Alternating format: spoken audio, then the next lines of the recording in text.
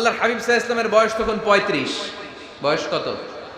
মজার একটা ঘটনা, খেয়াল করে শুনবেন। বয়স কত? ৩৫। কাবা ঘরের পুনর্নির্মাণ হবে। কাবা ঘরের 4টা কর্নারের একটা কর্নার আছে আর রুকনুল হাজারিল আসওয়াদ, যেখানে হাজরা আসওয়াদ পাথর থাকে, ওইটাকে সরানো হয়েছে। এখন কাবা ঘরের নির্মাণ শেষ। ওই হাজরা আসওয়াদ পাথর নিয়ে এটার কর্নারের মধ্যে সেট করা হবে। কিন্তু কে রাখবে? কারণ হাজরা আসওয়াদ তো যেন তেন পাথর নয়, জান্নাতি পাথর। কিয়ামতের দিন এই পাথরের ভেতরে আল্লাহ একটা জিহ্বা দিবে, 2টা চোখ দিবে। এই পাথর বলবে, আল্লাহ এই লোকগুলো আমারে চুমু দিয়েছিল, এর উসিলায় আজকে তুমি তার জান্নাতে ঢুকায় দাও। তো এটা অনেক সম্মানিত পাথর, এই পাথরকে বহন করাটাও সম্মানিত। 4 দলের মক্কার 4 নেতা বলে, এই সম্মান আমরা হাতছাড়া করতে চাই না, কেউ এই পাথরে হাত দিতে পারবে না। এক নেতা কয়, আমি নিব, আমি নিয়ে এটা কাবা ঘরে রাখবো। দ্বিতীয় নেতা বলে, না, এই পাথর আমি অন্য কাউরে দেব না, এটা অনেক সম্মানের, অনেক প্রেস্টিজিয়াস ইস্যু, আমি এই পাথরটা হাতে নিয়ে কাবা ঘরে রাখবো। তৃতীয় নেতা বলে, না, রক্তের গঙ্গা বইয়ে দেব, কিন্তু এই পাথর কাউরে দেব না। চতুর্থ নেতা বলে, না, আমি নেব। কিলাকিলি আছে না নাই? পাথর কয়টা? নেতা কয়জন? 4 জন। কিভাবে এই সম্মানিত পাথর নিয়ে সেট করবে? কেউ মীমাংসায় যেতে পারে না। এক মুরব্বী বলে, থাক, আজকের জন্য এখানেই সবার মুলতবি, আগামী দিনে এই মসজিদুল হারামের দরজা দিয়ে প্রথম যে ঢুকবে সে সিদ্ধান্ত দিবে। আল্লাহর মেহেরবানি, এর পরের দিন এই পথ দিয়ে ছুটে এসেছে বিশ্বনবী মুহাম্মদ। সুবহানাল্লাহ পড়বেন না? আল্লাহ পড়েন আওয়াজ করে। কামলিওয়ালা নবী প্রথম আসলেন, সবাই খুশি, জামিন রাদিনা বি। আরে আলামিন আসছে, আলামিন আসছে। সবাই বিশ্বনবীকে বললেন, এই এই ঘটনা। কেউ তো পাথর ছাড়তে চায় না। পাথর হইল একটা, নেতা কয়টা? এখন কে এই পাথর নিয়ে রাখবে? এই নিয়ে মারামারি। আল্লাহর হাবিব সাল্লাল্লাহু আলাইহি ওয়াসাল্লাম বললেন, যাই, হালুম্মা ইলাইয়া সাউবান, একটা কাপড় নিয়ে আসো, আমি এখনই সলিউশন করে দিচ্ছি। সুবহানাল্লাহ নাই? কাপড় নিয়ে আসা হলো। বিশ্বনবী বললেন, কই পাথর? সবাই বলল, এই পাথর। আল্লাহর হাবিব সাল্লাল্লাহু আলাইহি ওয়াসাল্লাম মোবারক হাত দিয়ে পাথরটা তুললেন। 4 নেতারে বললেন, ও 4 নেতা, কাপড়ের 4 কর্নারে তোমরা ধরো। 4 নেতা কাপড়ের 4 কর্নারের মধ্যে ধরলো। বিশ্বনবী নিজ হাতে পাথরটা নিয়ে কাপড়ের মাঝখানে রেখে দিলেন। এবার বিশ্বনবী আগে আগে যায়, 4 নেতারে বললেন, 4 কর্নার ধরে পাথরটারে নিয়ে আমার পেছনে পেছনে আসো। কাবার কাছে যে বিশ্বনবী আবার নিজ হাতে পাথরটা তুললেন, আবার নিজ হাতে কাবার ভেতরে রেখে দিলেন। পড়েন সুবহানাল্লাহ। সম্মান আসলে 4 নেতার দিকে যায় নাই, সম্মান গিয়েছে বিশ্বনবীর দিকে। এতক্ষণ কাউরে দিবে না, এখন কেউই ধরতে পারে নাই, তারপরেও খুশি। সুবহানাল্লাহ কইবেন না? প্রথমে যে হাজরে আসওয়াদ পাথর ধরছে কে? বিশ্বনবী। কাপড়ে রাখছে কে? বিশ্বনবী। আবার কাপড় থেকে উঠিয়ে হাজরে আসওয়াদের পাথরটারে কাবার ভেতরে ঢুকাইছে কে? সুবহানাল্লাহ কইবেন না? সব সম্মান গেল বিশ্বনবীর হাতে, সব স্ট্যাটাস গেল বিশ্বনবীর হাতে। 4 নেতা কাপড়ের কিনারা ধইরাই খুশি। এইটাই বলে নেতৃত্বের গুণাবলী, চিল্লায় বলো ঠিক কিনা? কনফ্লিক্ট রিজলভিং এবিলিটি, বিরোধ নিষ্পত্তি করার কোয়ালিটি থাকা চাই, তবেই তিনি নেতা। কি কারিশমা দেখছেন? What a charismatic leader. এতক্ষণ রক্তের বন্যা বইয়ে দিবে, কাউরে দিবে না পাথর। এখন কেউই ধরতে পারে নাই, কিন্তু স্লোগান দিতেছে জিন্দাবাদ। আসরা নাই? নেতা হইলে এরকম নেতা হইতে হবে। মদিনাতে আউস আর খাজরাজ গোত্রের যুদ্ধ 120 বছরের। কয় বছর? কেউ থামাতে পারে না, রক্তক্ষয়ী যুদ্ধ। আল্লাহর হাবিব সাল্লাল্লাহু আলাইহি ওয়াসাল্লাম মক্কা থেকে মদিনায় এসে 7 দিনের ব্যবধানে 120 বছরের যুদ্ধ থামাইয়ে দিলেন। এতদিন এই গোত্রের লোকের সাথে এই গোত্রের কোনো বিয়ে নাই, এই গোত্রের লোকের সাথে এই গোত্রের কোনো অর্থনৈতিক লেনদেন নাই। বিশ্বনবী যখন আউস খাজরাজের যুদ্ধ থামিয়ে দিলেন, মদিনাতে আনন্দের ধুম পড়ে গেল, নতুন নতুন উৎসবের ধুম পড়ে গেল। সব ভাই ভাই। নেতা হইলে এরকম নেতা হইতে হবে, কোনো মারামারি থাকতে পারবে না সমাজে। চিল্লায় কোন ঠিক কিনা? নেতা আসলেই সমাধান, নেতা আসলেই। সহিহ বুখারীতে একটা কিতাব আছে, কিতাবুস সুলহ, মীমাংসার অধ্যায়। একটা বাব আছে, বাবু কওলিল ইমামি লি আসহাবিহি ইযহাবু বিনা নুসলিহ বাইনাহুম। ইমাম সাহেবের এই কথা যে আমাদেরকে নিয়ে চলো, আমরা মিলাইয়ে দেব, এটা আল্লাহ রাসূল সাল্লাল্লাহু আলাইহি ওয়াসাল্লামের একটা বিখ্যাত ডায়ালগ। ডায়ালগটা কি? খেয়াল করে শুনেন। যুদ্ধ, মারামারি আর ঝগড়া শুনলেই আল্লাহ রাসূল সাল্লাল্লাহু আলাইহি ওয়াসাল্লাম বলতেন, ইযহাবু বিনা নুসলিহ বাইনাহুম। আরে আমরা আছি তো, আমগরে নিয়ে যাও না, আমরা মিলাই দিব। সুবহানাল্লাহ পড়েন। মারামারি দেখলে বিশ্বনবী মিলায় দিতেন। আল্লাহর হাবিব সাল্লাল্লাহু আলাইহি ওয়াসাল্লাম বলতেন, আলা উখবিরুকুম বিআফদালি দারাজাতিন মিনাস সালাতি ওয়াস সিয়ামি ওয়ান নুসুক। রোজা, নামাজ, সালাতের চেয়ে বড় একটা সওয়াবের কাজ আছে, ওটা কি আমি তোমাদের বলবো না? সাহাবারা বললেন, সেটা আবার কি? বিশ্বনবী বললেন, ইসলাহু যাতিল বাইন। দুইজন ঝগড়া করতেছে, তুমি ঝগড়া না লাগায় দিয়া মিলাই দিবা, এর চেয়ে ভালো কাজ হয় না। জোরে কোন ঠিক কি না? সবচেয়ে শ্রেষ্ঠ কাজ। নোয়াখালীতে আগুন লাগলে আপনারা কি দিয়ে নিবা? কি দিদায়? পানি। অনেকে ওই জায়গায় তেল দেয়। জ্বলতেছে কি? আগুন। আগুন নিবানোর জন্য ঢালবেন কি? অনেকে ঢালে কি? তেল। আহা, না, আপনি থামায় দিবেন, মিলায় দিবেন। আপনার জন্য ভালো জিনিস মিলায় দিবে কে? 7 নাম্বার, ফারসাইটেডনেস, দূরদৃষ্টিতা, ভিশনারি অ্যাটিটিউড, ফিউচারিস্টিক। নেতা অনেক দূর দেখতে পায়, তিনি দূরদর্শী। কর্মী যত দূর দেখে, নেতাও যদি তত দূর দেখে, দেশ চলবে? কথা বলেন। কর্মী যদি দেখে 500 মিটার, নেতার দেখতে হবে কয় মিটার? 1000 মিটার। কর্মী যদি দেখতে পায় 1000 মিটার, নেতার দেখতে হবে কয় হাজার মিটার? 2000 মিটার। কারণ নেতা হবে ফিউচারিস্টিক, ভিশনারি, স্বপ্নবাজ, স্বপ্নচারী। নেতাকে স্বপ্ন দেখতে হয়, ওই স্বপ্ন জাতিকে দেখাতে হয়। চিল্লায় বলেন ঠিক কি না?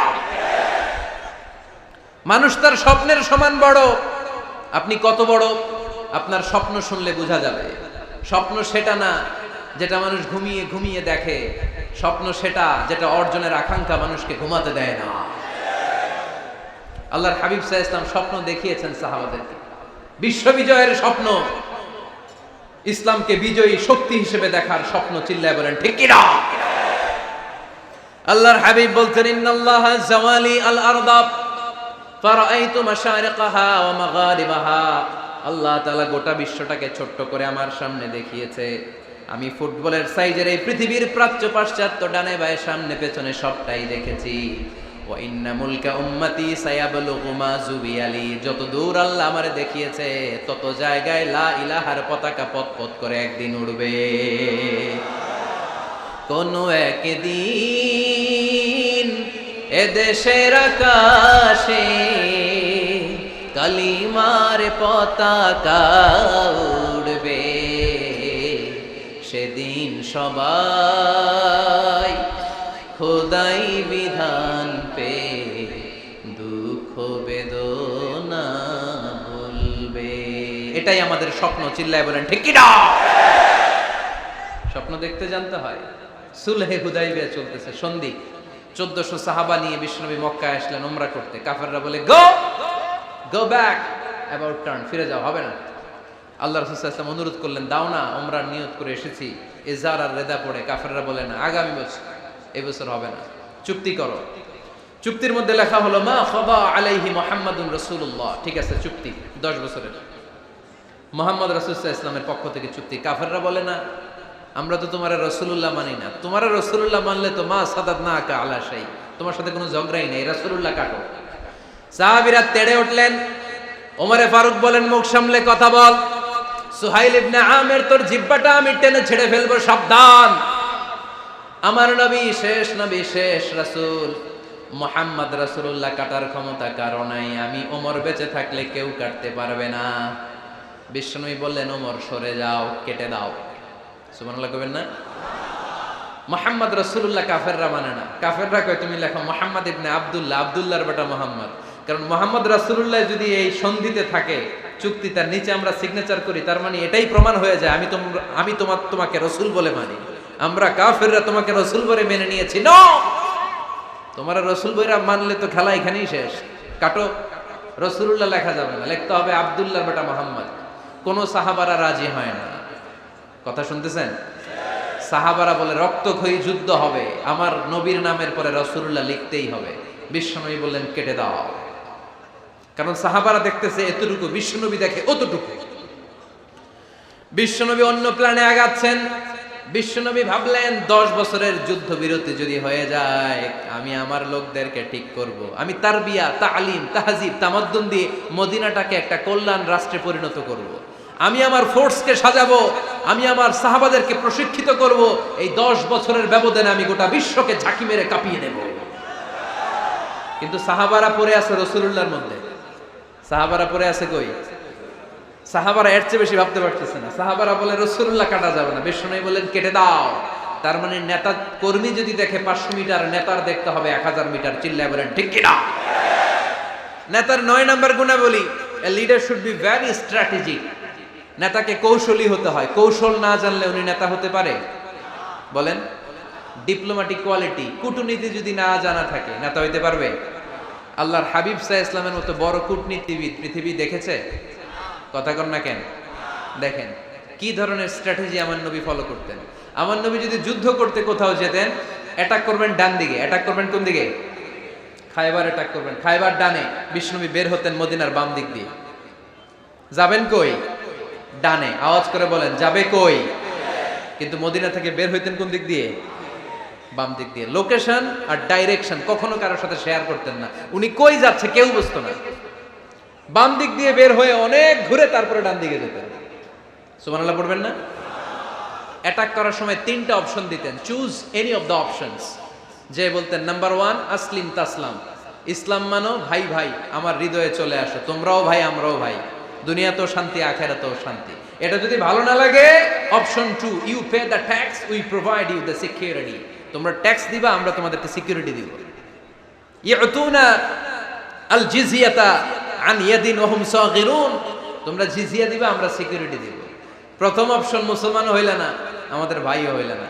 দ্বিতীয় অপশন ট্যাক্সও দিবা না, কাফির থাকতে মনে চায় থাকো, খ্রিস্টান থাকো, ইহুদি থাকো, ধর্মান্তরিত হওয়া লাগবে না, খালি ট্যাক্স দিবা, ওইটাও ভালো লাগে না। 3 নাম্বার অপশন হচ্ছে the sword will decide what gonna happen among আস, তলোয়ার ফয়সালা করবে এখন কি হবে। সুবহানাল্লাহ কইবেন না? প্রথমেই যেই কোথাও অ্যাটাক করতেন বিশ্বনবী, সবসময় ডিফেন্সিভ মোডে থাকতেন, আত্মরক্ষার মোডে থাকতেন। আক্রমণ করা হলে মেনে নিতেন, ধৈর্য ধারণ করতেন। ধৈর্যের সীমা যখন ছাড়িয়ে যেত তখন বিশ্বনবী হাত তুলতেন, চিল্লায় বলেন ঠিক কি না? যুদ্ধের ময়দানেও যখন সেনাপতি পাঠাতেন বলতেন খবরদার নারীদের গায়ে হাত তুলো না, বৃদ্ধাদেরকে মেরো না, শিশুদেরকে মেরো না, ওই এলাকার পাদ্রীদের গায়ে হাত তুলো না, ওই এলাকার গবাদি পশুগুলোকে হত্যা করো না, গাছপালাগুলো ধ্বংস করো না। তোমাদের বিরোধী যোদ্ধারাও যদি তলোয়ার রেখে দিয়ে হাত তুলে বলে আল আমান, সিকিউরিটি সিকিউরিটি, আমরা আমান চাই, নিরাপত্তা চাই, তাকেও মেরো না। সুবহানাল্লাহ পড়বেন না? গোটা বিশ্বকে সভ্যতা শিখিয়েছেন। মক্কা বিজয়ের পরে গণধর্ষণ করেন নাই, গ্রামকে গ্রাম তিনি জ্বালিয়ে দেন নাই, হাজার হাজার লক্ষ লক্ষ শত্রুকে এক বাক্য দিয়ে ক্ষমার ঘোষণা দিয়েছেন, চিল্লায় বলেন ঠিক কিনা? As a father, as a teacher, as a commander, as a leader, as a lawgiver, as a lawmaker, as a reformer of the society, Muhammad is the superman of the world. আওয়াজ করে পড়তে হবে আল্লাহু আকবার। কূটনীতি কারে বলে? Diplomacy কারে বলে? স্ট্র্যাটেজিক অ্যাটিটিউড কারে বলে? শিখে নেন। বদরের প্রান্তরে বিশ্ব ইসলাম উপস্থিত হলেন। ওই যে কাফেরদের তাবু, কাফেররা আসছে 3 দিন আগে, মুসলিম সৈনিকরা পৌঁছলেন 3য় দিন। এসে বিশ্ব ইসলাম সবাইকে বললেন কত হতে পারে কাফের, কেউ বলতে পারে না। 2 জন রাখাল পেয়ে জিজ্ঞেস করলে, এই রাখাল কয়দিন ধরে আছো? আমরা 1 সপ্তাহ ধরেই বদরে আছি। শুনতেছেন? শুনতেছেন? উনি বললেন ওই যে কাফেররা যে আসছে কয়দিন আগে? কয় 3 দিন আগে। 3 দিন আগে। কত হবে সংখ্যা? কলু কাসীর, অনেক। কত হইতে পারে? রাখাল 2 টাকা জানি না। আল্লাহ রাসূল সাল্লাল্লাহু আলাইহি ওয়াসাল্লাম চিন্তায় পড়ে গেলেন, কারণ ওনার যুদ্ধে অ্যাটাকের সিস্টেম ছিল শত্রু সংখ্যা কত এটা আমাকে জেনে নিতে হবে। সুবহানাল্লাহ পড়বেন না? অনেক কৌশল হাতড়িয়ে এবার বিশ্বনবী আবার রাখাল 2 টাকে ডেকে পাঠালেন, বললেন কাম ইয়ানহারুনা কুল্লা ইয়াউম, ওরা আসার পর থেকে প্রতিদিন খাওয়ার জন্য কয়টা করে উট জবাই করে? এবার ওরা বলল প্রথম দিনে ইয়াউমান তিসআন, প্রথম দিন খাওয়ার জন্য উট জবাই করেছে 9টা। অফিল ইয়াউমি সানি 10, আর দ্বিতীয় দিনে উট জবাই করেছে 10টা। বিশ্বনবী বললেন তাই ইদান আল কওমু মা বাইনা 900 ওয়াল আলফ, তাহলে কাফেররা 900 থেকে 1000 এর মধ্যে হবে। কত ছিল কাফেরের সংখ্যা? বদরের যুদ্ধে কাফেরের সংখ্যা ছিল কত? 1000। কিভাবে নমুনা দেখে আলামত সংগ্রহ করতেন? ওরা কয়টা উট জবাই করেছে 2 দিনে প্রথম দিন 9টা, দ্বিতীয় দিন 10টা। বিশ্বনবী হিসাব মিলাই ফেললেন যোগ বিয়োগ দিয়ে, কাফেরের সংখ্যা 900 থেকে 1000-এর মধ্যে হবে। হিসাব করে দেখা গেল 1000 সৈনিক এসেছিল সেই বদরের যুদ্ধে। চিল্লায় বলো আল্লাহু আকবার। স্ট্র্যাটেজি জানতে হয় না, তাকে কৌশল জানতে হয়। সর্বশেষ নেতার যে গুণ, এটা বলে শেষ করব, সাকসেশন ম্যানেজমেন্ট। নেতা ভালো নেতা বানায়া যায়, ঠিক কিনা? A good leader produces a good leader. একজন ভালো নেতা তখনই ভালো নেতা যখন সে নতুন করে ভালো নেতা তৈরি করে দিয়ে যায়, ঠিক কিনা? সে যদি নতুন নেতৃত্ব তৈরি করে দিয়ে না যায়, সমাজ চলবে? চলবে? এটাকে বলে দি সাকসেশন ম্যানেজমেন্ট। আল্লাহ রাসূল সাল্লাল্লাহু আলাইহি ওয়াসাল্লাম ভালো সাকসেসর রেখে গিয়েছিলেন, এমন কিছু যোগ্য নেতৃত্ব তৈরি করে গিয়েছিলেন, উনার পরে টানা 30 বছর নেতৃত্ব নিয়ে মুসলিম উম্মাহকে 1 সেকেন্ডও ভাবা লাগে না। চিল্লায় বলো মুসলমান, ঠিক কিনা? ভালো নেতা ভালো নেতা বানায়। নেতা খালি নেতৃত্ব দেয়, উনি কোনো নেতা বানায় নাই। এটা কি নেতা? কথা বলেন। এবার উত্তর দেন। আমার নবী ইন্তেকালের আগেই যোগ্য নেতৃত্ব তৈরি করে রেখে গিয়েছিলেন কি জান নাই? কাকে রেখে গেছেন? আবু বকর। আরহামু উম্মতি বি উম্মতি আবু বকর। এই উম্মতের সবচেয়ে রহমদিল। আর কারে রেখে গিয়েছেন? ওমর। আশাদ্দুহুম ফি আমরিল্লাহি ওমর। আল্লাহর জমিনে আল্লাহর দ্বীন বাস্তবায়নে সবচেয়ে কঠোর ছিল ওমর। ওনার ক্যারেক্টারিস্টিক এমন ছিল, কথার আগে হাত চলতো, জোরে কোন ঠিক কিনা? আল্লাহর হাবিব সাল্লাল্লাহু আলাইহি ওয়াসাল্লাম বলতেন, লা নাবিয়্যা বা'দি ওয়ালা রাসূলা। আমার পরে নবীও নাই, রাসূলও নাই, তবে লাউ কানা বা'দি লাকানা ওমর। আমার পরে যদি নবী হওয়ার যোগ্যতা কারো থাকে, আমার ওমরের সেই যোগ্যতা আছে। প্রভু তুমি বলেছ রাসূল দেবে না, বলনি দেবে না ওমর, বলনি দেবে না হামজা তারি, খালিদ বিজয় সমর। প্রভু তুমি বলেছ রাসূল দেবে না, বলনি দেবে না ওমর, বলনি দেবে না হামজা তারি, খালিদ বিজয় সমর। প্রভু তুমি বলেছ রাসূল দেবে না। সুবহানাল্লাহ পড়েন।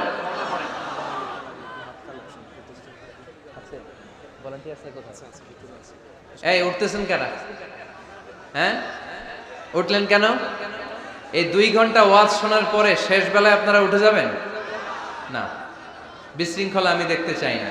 একটা লোক প্যান্ডেলে আওয়াজও করবে না, উঠতেও পারবে না। আমার নবী নিজেও ছিলেন শ্রেষ্ঠ নেতা, রেখেও গিয়েছেন শ্রেষ্ঠ নেতা। চিল্লায় বলেন ঠিক কিনা? সাইয়েদনা আবু বকর, সাইয়েদনা ওমর ফারুক, উসমান যুন্নুরাইন, আলী রাদিয়াল্লাহু তাআলা আনহু যোগ্য নেতৃত্ব হাতে কলমে প্রশিক্ষিত করে ওনাদেরকে রেখে গিয়েছেন। তাই মুসলিম উম্মাহর নেতৃত্বে সংকটে পড়া লাগে নাই। জোরে কোন ঠিক কিনা? জি। তো এইজন্য আমরা চাই আমাদের একটা সেন্ট্রাল লিডারশিপ থাকুক, কেন্দ্রীয় নেতৃত্ব।